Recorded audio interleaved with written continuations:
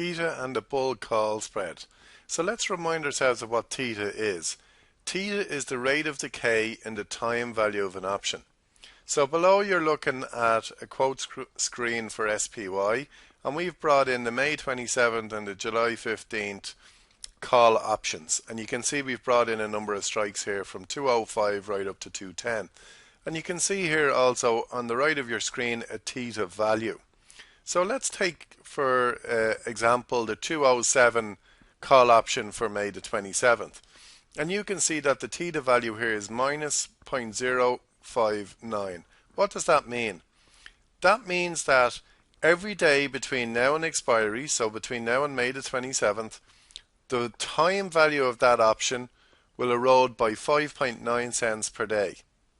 So remember, call options are time wasting assets, and options are priced according to two key criteria: real value, also known as intrinsic or in the money value, plus time value. And time value is eroding on a daily basis, and theta tells you on a per dollar amount how much is actually eroding between now and expiry. But with the bull call spread, we've got two positions to consider. We're going to be long on a call option and we're going to be short on a call option. So we're going to go ahead now in a moment and show you an example. But we just want you to notice, first of all, that the shorter term expiry theta is larger than the longer term. So that's positive for you if you were actually short on options. You can see here that time decay is wasting at a much greater rate than the exact same strike for the July expiry. So theta gets larger as you get closer to expiry. In other words, the time value is eroding at a much faster pace as you get closer to expiry. So let's use an example here of the May 27th 207-210 bull call spread. So remember how you go and place a bull call spread. The first part is to buy the 207 call, and then the second part is to sell the 210 call. And the theta for each strike for the 207 was minus 0.059, and the 210 call theta was minus 0.050. But remember, with a bull call spread, we're selling the 210 call, so that changes things slightly. So now we have this long 207 call theta position, which is minus 0.059, but we also sold the 210 call.